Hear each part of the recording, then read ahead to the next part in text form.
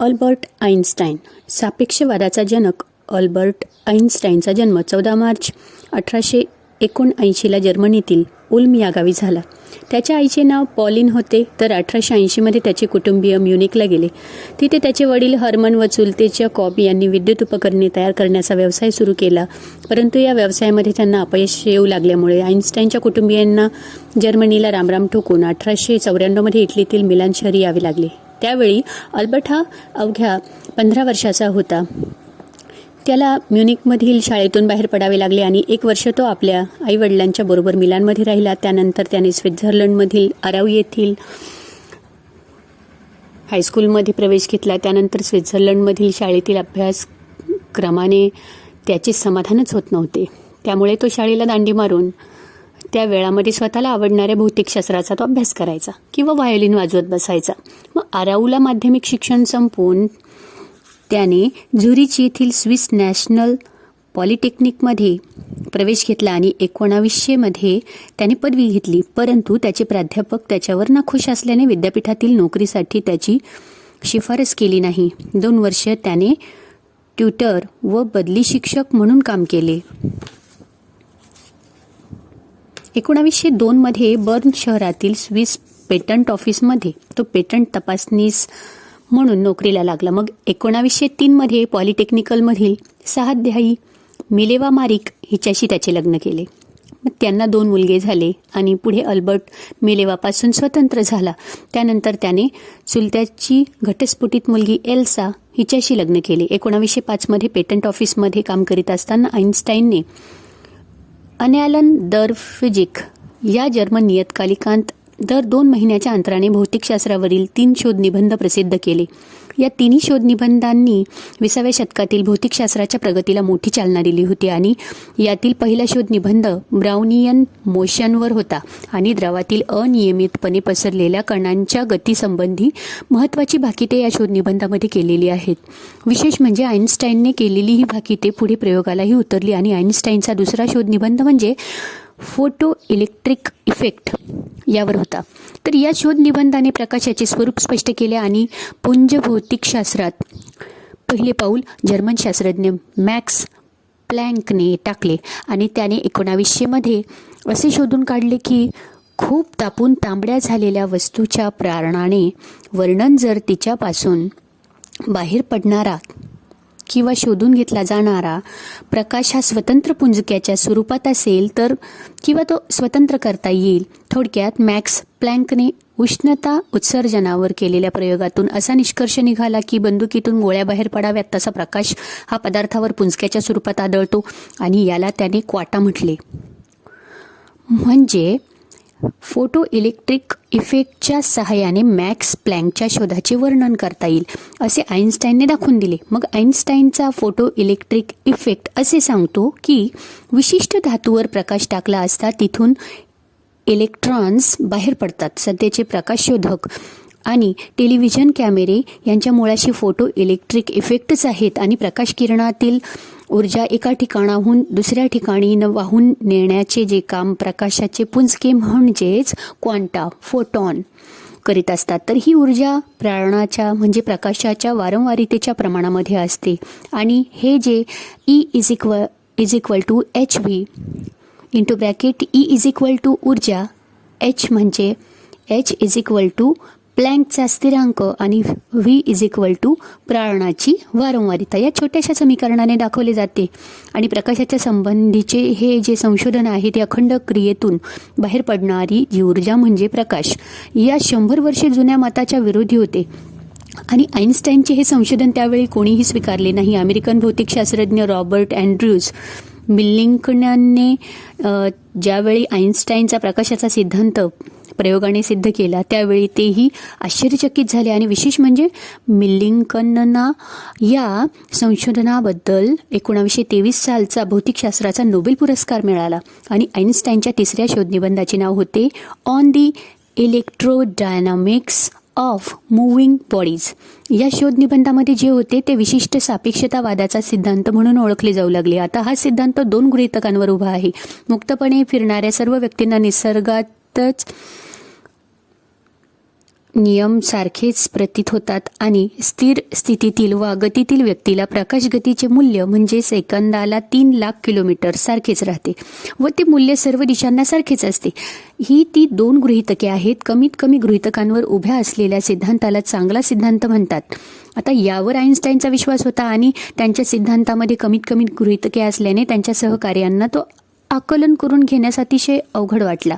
आणि परंतु आईन्स्टाईनला अत्यंत महत्त्वाची व्यक्तींचे समर्थन होते. यामध्ये होते ते जर्मन भौतिकशास्त्रज्ञ मॅक्स प्लँक प्रमुख समर्थक होते. आणि या शोध निबंधानंतर आईन्स्टाईन 4 वर्षे पेटंट ऑफिसमध्ये राहिला. त्यानंतर मात्र त्यांचे नाव जर्मनीतील बुद्धिवंतांमध्ये झपाट्याने वरती आले आणि 1909 मध्ये झुरिक विद्यापीठामध्ये त्यांची नेमणूक झाली आणि शैक्षणिकदृष्ट्या ही त्यांची पहिली नेमणूक होती, जी 1911 मध्ये जर्मन भाषिक प्राग विद्यापीठामध्ये, तर 1912 मध्ये पुन्हा तो झुरिकमधील स्विस नॅशनल पॉलिटेक्निकमध्ये आला.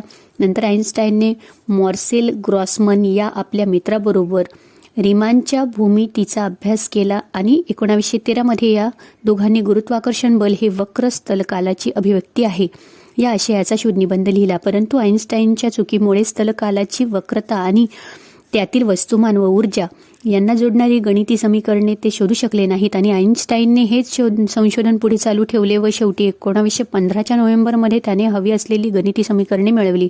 वक्रस्थलकालाच्या या सिद्धांतालाच आईन्स्टाईनचा व्यापक सापेक्षतावादाचा सिद्धांत किंवा गुरुत्वाकर्षणाचा सिद्धांत म्हणतात. आता विशेष म्हणजे 29 मे 1919च्या खग्रास सूर्यग्रहणात या सिद्धांताला पुरावाही मिळाला. अल्बर्ट आईन्स्टाईनच्या सापेक्षतावादाने वस्तुमान व ऊर्जा यांच्यात संबंध प्रस्थापित केला आणि त्यांच्यातील द्वैत संपुष्टात आणून त्याने एकाच पातळीवर आणले आणि वस्तुमान व ऊर्जा भिन्न नसून एकच आहेत हे सांगणारा आईन्स्टाईन हा पहिला शास्त्रज्ञ ठरला. त्यांच्यातील संबंध त्याने E=mc² म्हणजे E म्हणजे ऊर्जा, ऊर्जा, m बरोबर वस्तुमान, c बरोबर प्रकाशाची गती या समीकरणाने दाखविला. आणि कदाचित भौतिकशास्त्रातील हे एकमेव समीकरण असावे की जे रस्त्यावरील भिंतीवर आले आणि ते अनेकांच्या टी-शर्टवरही जाऊन बसले आणि सर्व प्रकाश का देतो, सूर्यप्रकाश का देतो हे याच समीकरणाने आपणच सांगितले. आणि याच समीकरणाच्या E=mc² वापराने मॅकडोनाल्ड या खाद्यपदार्थांच्या कंपनीने तिच्या ग्राहकांना एनर्जी पुरविली आणि जर बसविणारा अणुबॉम्ब ही या समीकरणाचीच निष्पत्ती आहे. आणि 6 व 9 ऑगस्ट 1945 अमेरिकेने जपानमधील हिरोशिमा व नागासाकी या शहरांवर अणुबॉम्ब टाकले आणि दुसरे महायुद्ध संपुष्टात आणले. हिरोशिमा व नागासाकी बेचिराग झाले. याचा दोष काही लोकांनी अल्बर्ट आईन्स्टाईनला दिला, कारण त्याने वस्तुमान व ऊर्जा यांच्यातील संबंध शोधून काढला होता. आईन्स्टाईनला असा दोष देणे म्हणजे सर आयझॅक न्यूटनने गुरुत्वाकर्षण बल शोधल्याने विमान जमिनीवर पडून झालेल्या अपघाताचा दोष न्यूटनला देण्यासारखे आहे. प्रत्यक्षात अल्बर्ट आईन्स्टाईन अणुबॉम्ब निर्मितीच्या प्रकल्पात सहभागी नव्हता. उलट अणुबॉम्बमुळे झालेल्या संहाराने तो खूप दुःखी झाला होता. आणि 1919 नंतर अल्बर्ट आईन्स्टाईनला जागतिक कीर्ती लाभली. त्याला जगातील अनेक वैज्ञानिक संस्थांकडून पुरस्कार व मानसन्मान मिळाले. यात 1921 सालच्या नोबेल पुरस्काराचाही समावेश होतो. आणि हा नोबेल पुरस्कार त्याला त्याच्या फोटो इलेक्ट्रिक इफेक्ट या शोधासाठी मिळाला. त्यांना नोबेल पुरस्कार हा फोटो इलेक्ट्रिक इफेक्ट या शोधासाठी मिळाला होता. आता शांततावाद व जूनच्या हक्कासाठीच्या सामाजिक चळवळींना आईन्स्टाईनचा पूर्ण पाठिंबा होता. पहिल्या महायुद्धातील जर्मनीच्या सहभागाच्या विरोधात ज्या मुठभर जर्मन बुद्धिवंतांनी आवाज उठविला त्यामध्ये अल्बर्ट आईन्स्टाईन देखील होता. आणि महायुद्ध संपल्यानंतर त्यांच्यात शांतता व जूनच्या हक्कांच्या लढ्याचा लोकांना पाठिंबा मिळायला लागल्याने त्यांच्यावर दुष्ट हेतूने हल्ले झाले. एवढेच नव्हे तर त्यांच्या संशोधनावर विशेषतः सापेक्षतावादावरती सार्वजनिकरित्या टीका होऊ लागली आणि लोक त्यांची खिल्ली उडवू लागले किंवा टर उडवू लागले. तर हिटलर सत्तेवर येणार असे ज्यावेळी आईन्स्टाईनच्या लक्षात आले त्यावेळी त्याने जर्मन सोडून अमेरिकेला जायचे ठरवले. डिसेंबर 1932 मध्ये त्याने जर्मनीला रामराम ठोकला आणि तो अमेरिकेत आला. न्यू जर्सीतील प्रिन्स्टन येथील इन्स्टिट्यूट फॉर ॲडव्हान्स स्टडीमध्ये त्याने प्राध्यापकाचे पद स्वीकारले आणि जगातील ज्यूच्या वतीने त्याच्या हक्कासाठी सतत प्रयत्न चालू असताना जर्मनीतील नाझींनी ज्यावेळी अखिल मानवजातीलाच मोठा धोका निर्माण केला त्यावेळी आईन्स्टाईनला आपले शांततेचे धोरण बाजूला ठेवावे लागले आणि 1939 अल्बर्ट आईन्स्टाईनने इतर अनेक भौतिक शास्त्रज्ञांच्या सहकार्याने अमेरिकेचे अध्यक्ष फ्रँकलिन डी रूझवेल्ट यांना पत्र लिहिले. त्या पत्रात त्यांनी जर्मन सरकारने अणुबॉम्ब निर्मितीस सुरुवात केली असल्याचा संशय व्यक्त केला होता आणि असा अणुबॉम्ब तयार करण्याची निदर्शनास आणून दिली होती. आणि विशेष म्हणजे त्या पत्रावर फक्त आईन्स्टाईनचीच सही होती. आईन्स्टाईनच्या सहीमुळे अणुबॉम्ब तयार करण्याची आवश्यकता अध्यक्षांच्या लक्षात आली. दुसऱ्या महायुद्धानंतर अल्बर्ट आईन्स्टाईन आंतरराष्ट्रीय शस्त्रकपात आणि जागतिक सरकार या गोष्टींसाठी कार्यरत राहिला आणि 1952 इस्रायलच्या नेत्यांनी त्याला देशाचे राष्ट्राध्यक्षपद स्वीकारण्याची विनंती केली, परंतु आईन्स्टाईनने त्याला नकार दिला. या संदर्भामध्ये तो म्हणाला की equation are more important to than politics because politics is for the present but an equation is something for eternity. अर्थात राजकारण क्षणभंगूर आहे, गणित आणि पर्यायाने विज्ञान शाश्वत आहे, मला शास्त्रज्ञ राहू द्या. राष्ट्रीय नेत्यांनी राजकीय स्वातंत्र्य अबाधित ठेवण्यासाठी आवश्यक तो त्याग केला पाहिजे. यासाठी त्याने अमेरिकेत आवाज उठविला आणि सामाजिक कारणासाठी आईन्स्टाईनने जे श्रम घेतले त्याकडे काही वेळा अवास्तव म्हणून पाहिले गेले. आता वास्तविक त्यांच्या सूचना व प्रस्ताव अतिशय काळजीपूर्वक तयार केलेले असत. त्याने जरी आपला बराच वेळ राजकीय व सामाजिक गोष्टींसाठी दिला तरी त्याच्यातील वैज्ञानिक हे नेहमीच या सर्व गोष्टींच्या पुढे असे, कारण तो वारंवार म्हणत असे की विश्वाचे स्वरूप शोधणे याला चिरंतन मूल्य आहे. त्याने शोधून काढलेली गणिते समीकरणे विश्व असेपर्यंत राहणार आहेत. म्हणूनच या समीकरणांना आईन्स्टाईनची वैश्विक समीकरणे म्हणतात.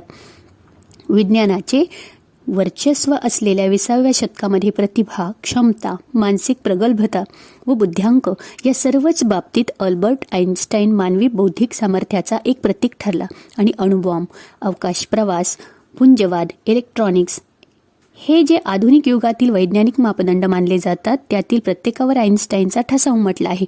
वस्तूंचे गुरुत्वाकर्षण बल व तेथील स्थलकाल यांच्यातील नैसर्गिक संबंध ज्या सहजतेने त्याने स्पष्ट केला हे पाहता त्याच्या प्रतिभेची झेप आपल्या लक्षात येते. आणि अशा प्रतिभावंतांचे आणि ज्ञान, विज्ञान, तत्वज्ञानाच्या क्षेत्रात खऱ्या अर्थाने क्रांती घडून आणणाऱ्या या शास्त्रज्ञाचे निधन हे 18 एप्रिल 1955 प्रिन्स्टन येथे झोपेतच झाले आणि मागील कोणत्याही शतकापेक्षा 20व्या शतकामध्ये जगाचा जो चेहरा मोहराच बदलून गेला आणि त्याचे श्रेय त्या शतकातील मूलभूत विज्ञानात झालेल्या संशोधनाकडे होत जाते. आणि कारण या संशोधनामुळेच तंत्रज्ञानामध्ये प्रचंड प्रगती करता आली आणि या वैज्ञानिक प्रगतीचे अल्बर्ट आईन्स्टाईनसारखे चांगले प्रतीक दुसरे कोणतेच असणार नाही.